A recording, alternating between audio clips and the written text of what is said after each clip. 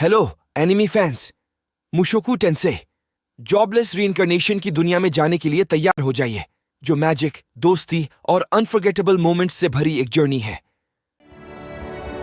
World of swords and sorcery.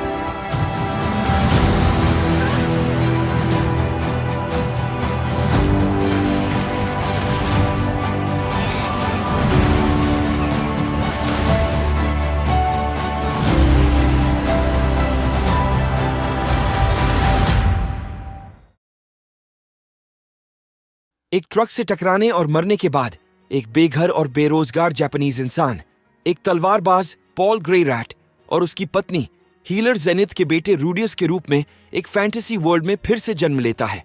अपनी पिछली जिंदगी की यादों को साथ रखते हुए रूडियस जल्दी से पढ़ना सीख जाता है और मैजिक को सीखना शुरू कर देता है। उसकी एबिलिटी को देखते हुए रूडियस के माता पिता ने एडवेंचरर रॉक्सी मिगोर्डिया को उसके मैजिक टीचर के रूप में रखा।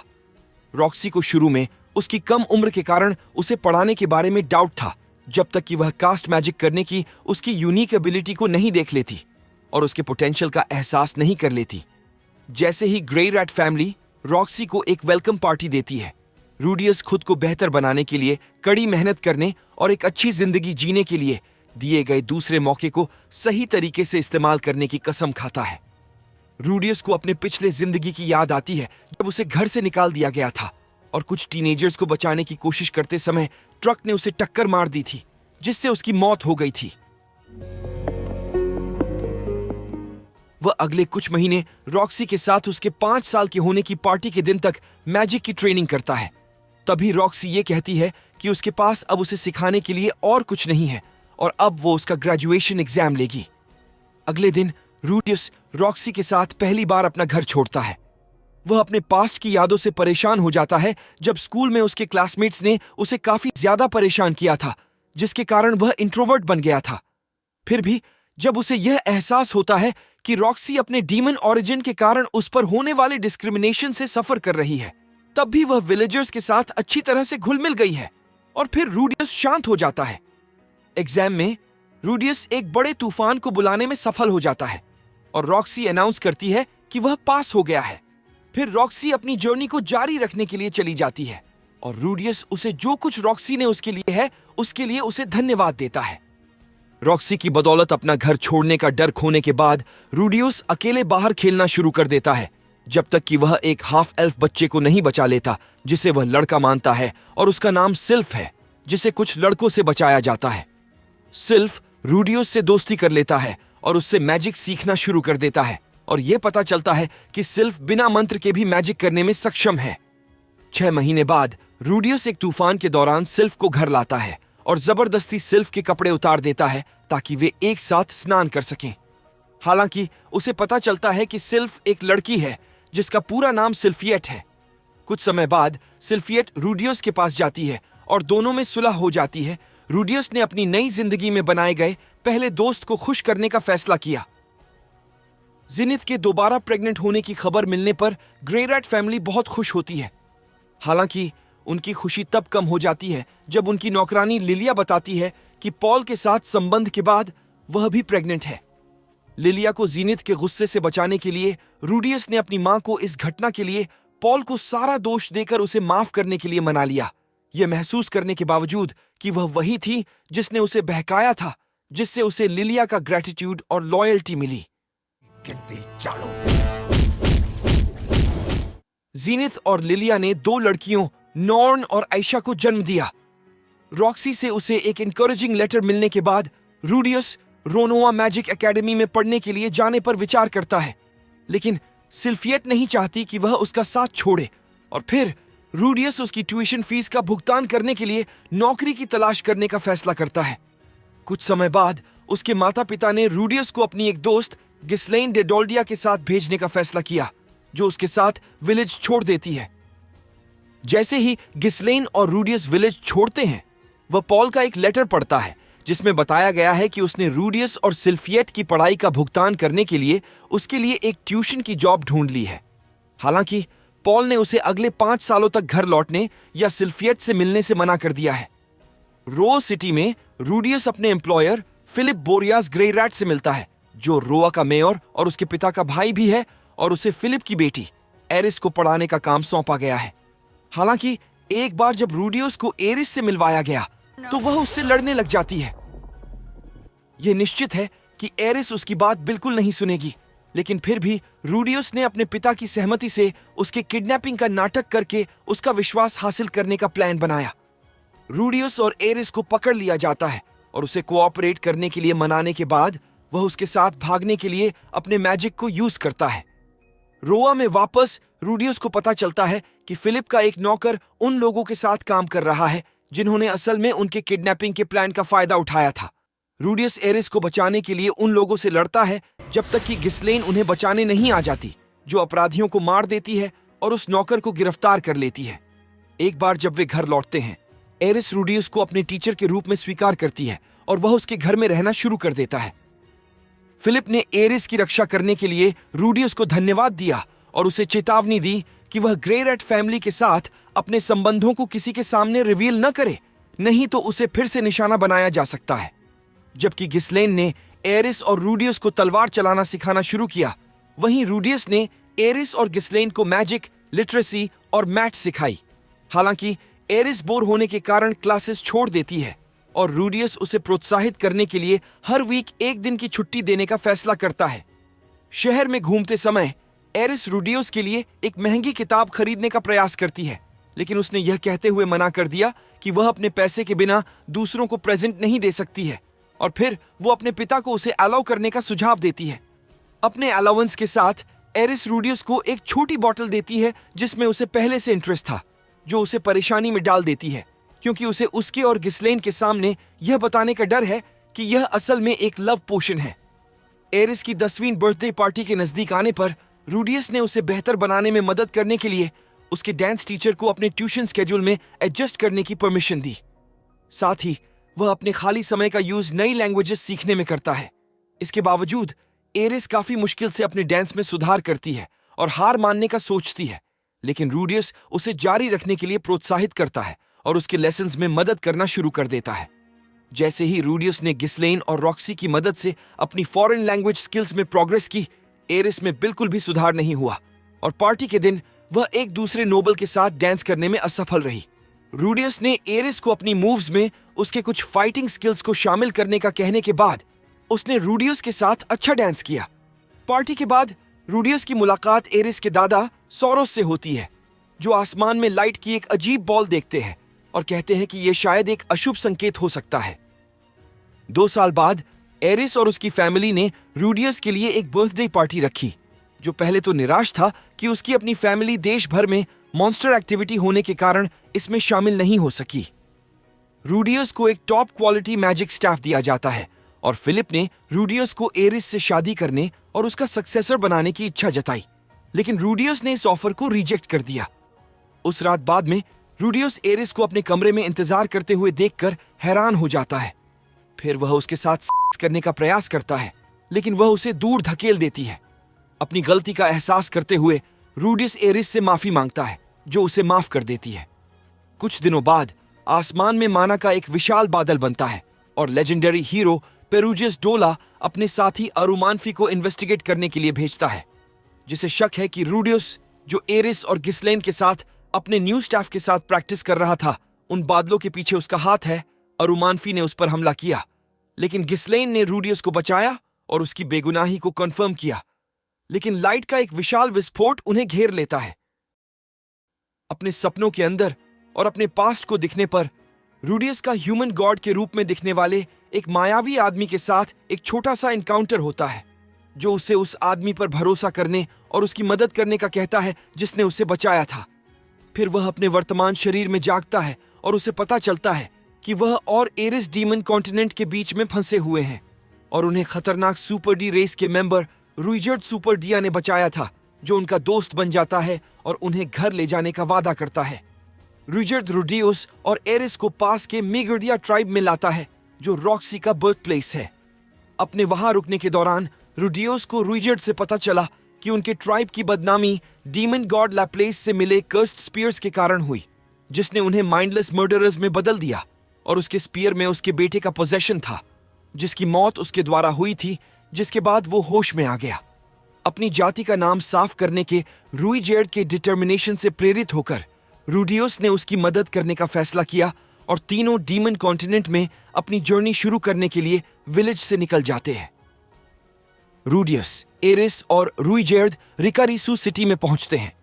रूइजेर्ड को बिना किसी परेशानी के शहर में घुसाने के लिए रूडियस ने उसके बाल रंग दिए और उसे मिगुर्दिया ट्राइब के मेंबर होने का दिखावा करने को कहा। उन तीनों एडवेंचरर्स का एक ऑफिशियल ग्रुप बन जाता है जिन्हें डेड एंड कहा जाता है, लेकिन उनका करंट स्टेटस उन्हें उन क्वेस्ट को लेने से रोकता है जो उन्हें पूरा करने के लिए अच्छा पे करती है। ह्यूमन गॉड के सुझाव से रूडियस एक खोए हुए पालतू जानवर की तलाश की एक क्वेस्ट को स्वीकार करता है। फिर वो एडवेंचरर्स के एक दूसरे ग्रुप को देखते हैं जो पालतू जानवरों को खोजने के लिए इनाम पाने के लिए उन्हें किडनैप करते हैं। किडनैपर्स के हार जाने के बाद रूडियस उनसे पूछताछ करने का प्रयास करता है, लेकिन उनमें से एक ने उसे मार दिया, जिसके कारण रूइजेर्ड ने उसे तुरंत मार डाला। रूडियस ने इसके लिए रूइजेर्ड को डांट लगाई और उसे दोबारा ऐसा करने से मना किया। किडनैपर्स की हायर रैंक का फायदा उठाते हुए रूडियस ने उन्हें अपनी रेपुटेशन में सुधार करने में मदद करते हुए अपनी पार्टी के लिए हायर रैंकिंग जॉब्स लेने के लिए मजबूर किया। फिटोवा में माना सर्ज के बाद नॉर्न को छोड़कर पॉल के परिवार के सभी सदस्य गायब हैं। इस बीच एक क्वेस्ट को पूरा करने के लिए रूडियस की पार्टी जंगल के बीच में एक मिस्टीरियस मॉन्स्टर की तलाश करती है। उनका सामना दो अलग पार्टीज से भी होता है जो मॉन्स्टर की तलाश कर रहे हैं। उन पार्टीज में से एक पर मॉन्स्टर्स द्वारा हमला किया जाता है, लेकिन रूडियस ने इंतजार करने का फैसला किया, जिससे एडवेंचरर्स में से एक की मौत हो जाती है। जिस मॉन्स्टर की वे तलाश कर रहे हैं वह रूडियस और उसके साथियों पर हमला करता है, लेकिन वो सब उसे मार देते हैं। रिकारिसू में वापस रूडियस से एक दूसरा एडवेंचरर अप्रोच करता है जो हायर रैंक वाली क्वेस्ट को लेने की उनकी स्कीम का पता लगाता है और उसे ब्लैकमेल करने की कोशिश करता है। एरिस को बचाने के रूडियस के रिजॉल्व को देखकर रूइजेर्ड ने अपना भेष बदल दिया, जो खुद को एक सुपर डी के रूप में दिखाता है और उस एडवेंचरर को उनके सीक्रेट को रिवील करने पर जान से मारने की धमकी देता है। शहर छोड़ने के बाद रूडियस रूइजेर्ड से वापस बात करता है। रूडियस, एरिस और रूइजेर्ड के साथ डीमन कॉन्टिनेंट के किनारे पर एक कोस्टल सिटी में पास घूमता है। इस बात से अनजान है कि पॉल के दो फॉर्मर कंपेनियंस के साथ रॉक्सी भी उसे ढूंढने कॉन्टिनेंट में आ रही है। रूडियस और उसकी पार्टी एक कोस्टल सिटी में पहुंचती है, जबकि रॉक्सी और उसकी पार्टी नाव से उसी समय पहुंचती है, लेकिन दोनों पार्टीज एक दूसरे के सामने नहीं आती हैं। दुर्भाग्य से रूडियस और एरिस को याद आता है कि रूइजेर्ड एक सुपर डी है, इसलिए समुद्र की जर्नी करने के लिए उसकी बोट की फीस उनके लिए बहुत ज्यादा है।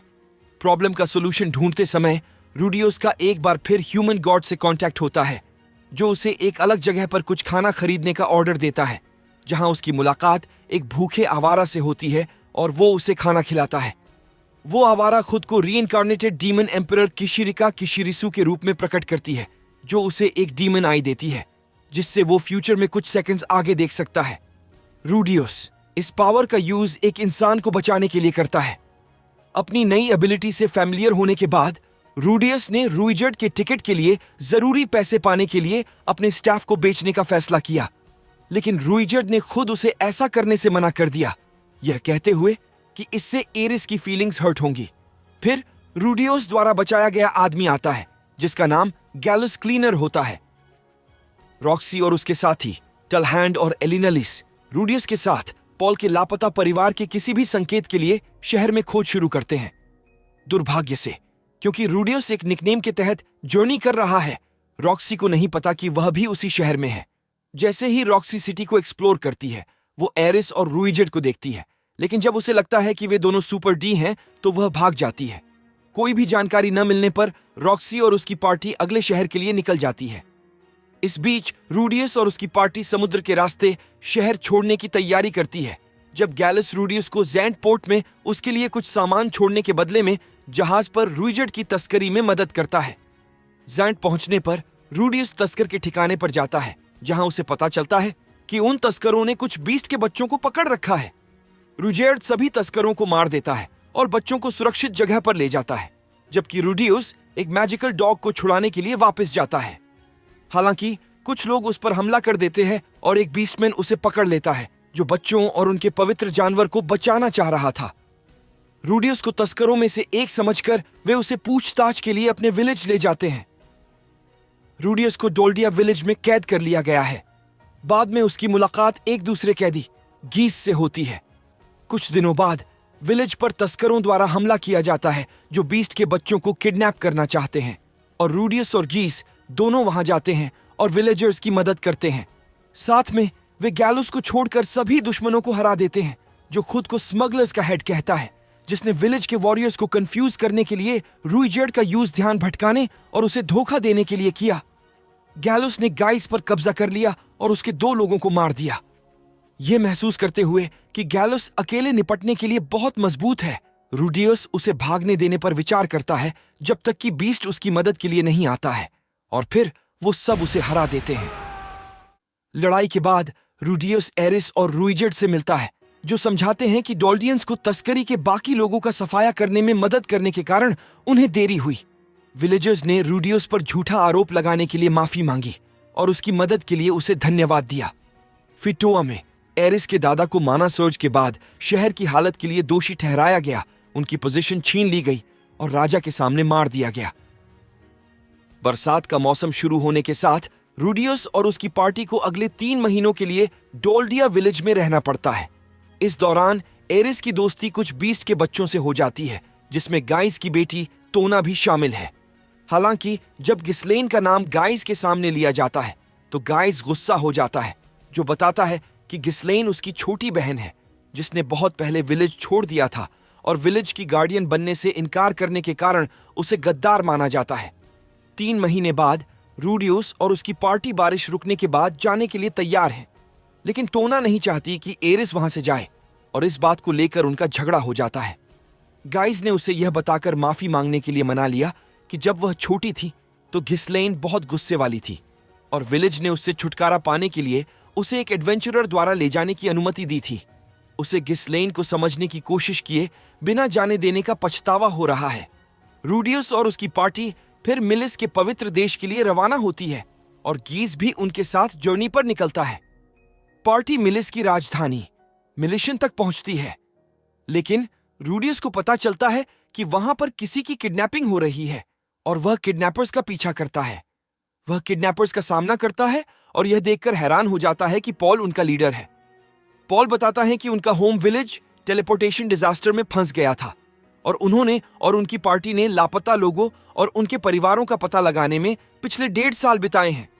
जब रूडियस ने पॉल को डीमन कॉन्टिनेंट से अपनी जर्नी के बारे में बताया तो पॉल ने रूडियस से पूछा कि उसने कभी घर पर लेटर लिखने या डिजास्टर के बाकी विक्टिम्स के बारे में सोचने की कोशिश क्यों नहीं की, जिसका रूडियस के पास कोई जवाब नहीं था। वे दोनों झगड़े में पड़ जाते हैं। फिर नॉर्न उन दोनों की लड़ाई खत्म करती है, जिसके बाद रूडियस वहां से चला जाता है। रूडियस को खराब मूड में देखकर एरिस उसे खुश करने की पूरी कोशिश करती है, जिसके लिए वह उसका आभारी है। गीस पॉल से मिलने जाता है। यह पता चलता है कि वह पॉल की पार्टी का मेंबर है, जो उसे रूडियस के साथ सब ठीक करने के लिए इंकरेज करता है और उसे याद दिलाता है कि रूडियस अभी भी सिर्फ एक बच्चा है। पॉल को बुरे सपने आते हैं कि रूडियस के साथ क्या हो सकता था और वह शराब छोड़ने का फैसला करता है। अगले दिन रूडियस और पॉल फिर मिलते हैं, जहां रूडियस को एहसास होता है कि पॉल ने उसके शुरुआती इरादों की गलत तरह से लिया था और वह इसके लिए माफी मांगने की कोशिश करता है। एक दूसरे के गले लगने के बाद दोनों के आंसू निकल जाते हैं। इस अवसर पर रूडियस ने खुलासा किया कि वह एरिस को घर ले जाने के बाद अपने परिवार के बाकी सदस्यों की तलाश शुरू कर देगा, ये जानने के बावजूद कि उसका परिवार अभी भी लापता है। रूडियस से अलग होने के बाद पॉल को गीस से पता चलता है कि वह पॉल के बाकी परिवार की तलाश जारी रखेगा, उन जगहों की जर्नी करेगा जिन्हें उन्होंने अभी तक नहीं देखा है। जब रूडियस और उसकी पार्टी समुद्र पार करके सेंट्रल कॉन्टिनेंट की ओर जाती है, रॉक्सी अपने होम विलेज लौट आती है, जहां वह अपने माता पिता से मिलती है। अभी भी अपने साथी विलेजर्स के साथ बात करने के लिए टेलीपैथी का यूज करने में असमर्थ होने के कारण वो खुद को सबसे अलग महसूस कर रही है। रॉक्सी वहां से जाने का सोचती है, लेकिन यह महसूस करने के बाद विचार करती है कि उसके माता पिता उसे कितना याद करते थे। रॉक्सी को अपने पिता और मां से पता चला कि रूडियस 2 साल पहले उनसे मिलने आया था। इस बात से राहत महसूस करते हुए कि वह सुरक्षित है, वह अपने साथियों के साथ उसके परिवार के बाकी सदस्यों के लिए डीमन कॉन्टिनेंट की खोज जारी रखने के लिए निकल जाती है। रूडियोस की ह्यूमन गॉड से एक और मुलाकात होती है जो उसे लिलिया और आयशा के साथ मिलने को कहता है। एक बार शिरोनी किंगडम में पहुंचने पर रूडियस ने रॉक्सी को एक लेटर भेजा जो महल में एक शिक्षक के रूप में काम करती है और फिर आयशा को कुछ पीछा करने वालों से बचाता है। ह्यूमन गॉड की सलाह को मानते हुए रूडियस अपनी बहन को अपनी पहचान नहीं बताता है, जो सोचती है कि रॉक्सी की पैंटीज जिसे लिलिया ने उससे जब्त कर लिया था, उसे ढूंढने के कारण रूडियस एक अश्लील लड़का है। इसके बाद रूडियस को रॉक्सी के साथ मुलाकात के लिए महल में बुलाया जाता है, लेकिन वह शिरोन के 7वें राजकुमार पैक्स द्वारा बिछाए गए जाल में फंस जाता है जिसने लिलिया को पकड़ रखा है। रॉक्सी से प्रभावित होकर पैक्स ने रिवील किया कि वह उसे पकड़ने के लिए रूडियस को चारे के रूप में इस्तेमाल करना चाहता है। अपने सेल में इंतजार करते समय रूडियस की मुलाकात शिरोने के 3रे राजकुमार ज़नोबा से होती है, जो रॉक्सी और रुइजर्ड की ऐसी अच्छी मूर्तियां बनाने के लिए उसे अपना आदर्श मानता है और उसका स्टूडेंट बनना चाहता है। जब रूडियस ने समझाया कि केवल पैक्स ही उसके सेल पर लगी सील को हटा सकता है, तो ज़नोबा ने सिचुएशन को सॉल्व करने का वादा किया। इस बीच पैक्स के गार्ड रुइजर्ड, एरिस और आयशा को उनके परिवारों को बचाने के बदले में महल में ले जाते हैं, जिन्हें पैक्स ने बंधक बना रखा है। इसके बाद ज़नोबा ने पैक्स को पकड़ लिया। आयशा ने खुलासा किया कि ज़नोबा एक धन्य बच्चा है जो अलौकिक शक्ति के साथ पैदा हुआ है और उसे डेकैपिटेटर प्रिंस भी कहा जाता है। ज़नोबा ने रूडियस को मुक्त करने के लिए पैक्स पर दबाव डाला, जबकि पैक्स के गार्ड्स ने उसकी मदद करने से इनकार कर दिया जब उन्हें पता चला कि उनके परिवार सुरक्षित हैं। बाद में लिलिया और आयशा को घर भेजने की व्यवस्था की जाती है, जहां रूडियस अपना फॉरहेड प्रोटेक्टर आयशा को गिफ्ट देता है। जैसे ही वह चली जाती है, आयशा रूडियस से उसे पहले गलत कहने के लिए माफी मांगती है और खुलासा करती है कि वह उसकी असली पहचान हमेशा से जानती थी। इस बीच पैक्स और ज़नोबा को शिरोन किंगडम से निकाल दिया जाता है। रूडियस, एरिस और रुइजर्ड अपनी जर्नी जारी रखते हैं जब उनका सामना ड्रैगन गॉड ओर्स्टेड से होता है। एरिस और रुइजर्ड रुक जाते हैं और हिलने से इनकार करते हैं, लेकिन रूडियस उनकी वार्निंग्स को इग्नोर करते हुए उससे बात करता है। ओर्स्टेड ने रूडियस से ह्यूमन गॉड के बारे में पूछताछ की और रूडियस को अपने दुश्मनों में से एक मानते हुए उस पर हमला किया। रुइजर्ड और एरिस रूडियस को बचाने की कोशिश करते हैं, लेकिन ओर्स्टेड से आसानी से हार जाते हैं, जो रूडियस को घातक रूप से घायल कर देता है। जैसे ही वह मरता है, रूडियस ह्यूमन गॉड से मिलता है, जो बताता है कि ओर्स्टेड कई सारे कर्सेस से पीड़ित है, जिनमें से एक ऐसा भी है जिसके कारण सभी जीवित प्राणी उससे बहुत डरते हैं। लेकिन किसी तरह रूडियस प्रभावित नहीं हुआ। ह्यूमन गॉड के असली इंटेंशंस को न जानने के बावजूद रूडियस उसकी मदद के लिए उसे धन्यवाद देता है। मरने के बजाय रूडियस जीवित दुनिया में लौट आता है, जहां उसे पता चलता है कि ओर्स्टेड की साथी नानाहोशी ने उसके फेवर में ओर्स्टेड से कुछ कहा और ओर्स्टेड को उसे बचाने के लिए मना लिया। रात के समय रूडियस ने रुइजर्ड को ह्यूमन गॉड के नेचर के बारे में बताया और कहा कि फैक्ट्स के हिसाब से उस पर लगा सुपर डी का कर्ज धीरे धीरे दूर हो रहा है। अगले दिन पार्टी रूडियस के होम टाउन में पहुंचती है, जहां उसकी अभी की जिंदगी की यादें ताजा होती हैं। रुइजर्ड ने बताया कि क्योंकि अब रूडियस और एरिस इतने मजबूत हैं कि उन्हें अब उसकी सुरक्षा की आवश्यकता नहीं है, इसलिए वह उन्हें छोड़ देगा। रूडियस और एरिस ने रोआ की ओर बढ़ने से पहले रुइजर्ड को अलविदा कहा। वहां पर एरिस गिस्लेन और उसके नौकर अल्फोंस के साथ फिर से मिलती है। हालांकि अल्फोंस ने खुलासा किया कि एरिस के माता-पिता दोनों टेलीपोर्टेशन इंसिडेंट की वजह से मारे गए थे, जबकि राजा ने उसके दादा को मार डाला था। अल्फोंस ने यह भी बताया कि ग्रे रेड फैमिली की एक दूसरी ब्रांच ने फैमिली लाइन को जारी रखने के लिए एरिस को उनसे शादी करने को कहा, हालांकि गिस्लेन इसके खिलाफ हैं। उस रात एरिस रूडियस के डेरे में प्रवेश करती है और उसके साथ सेक्स करती है। हालांकि अगली सुबह रूडियस जागता है और देखता है कि एरिस गिस्लेन के साथ एक अननोन जगह पर चली गई है, जिससे वह नाखुश और कंफ्यूज्ड हो जाता है। रूडियस डिप्रेशन की स्थिति में आ जाता है और उसे अपनी पुरानी जिंदगी की याद आने लगती है, जहां स्कूल में कुछ लड़कों ने उसे एक एंटी सोशल बनने के लिए मजबूर किया था। इस बीच एरिस गिस्लेन के साथ अपनी जर्नी पर निकल गई है ताकि वह ओर्स्टेड से लड़ने और रूडियस की रक्षा करने के लिए ज्यादा मजबूत हो सके। ज़नोबा और गीस अपनी अपनी जर्नी पर आगे बढ़ते रहते हैं और वे रूडियस को याद करते हैं। गाइस और तोना डोल्डिया विलेज में एक साथ प्रैक्टिस जारी रखते हैं। रॉक्सी का सामना किशिरिका से होता है और वह उसे भारी बार टैप का भुगतान करने में मदद करती है। इसके बाद किशिरिका रूडियोस के परिवार का पता लगाने के लिए अपनी डीमन आइज का इस्तेमाल करती है, जिससे पता चलता है कि आयशा और लिलिया सुरक्षित रूप से पॉल और नॉर्न के साथ फिर से मिल गए हैं, जबकि जीनिथ बेगरिट कॉन्टिनेंट पर रापन के लैब्रिंथ सिटी में है।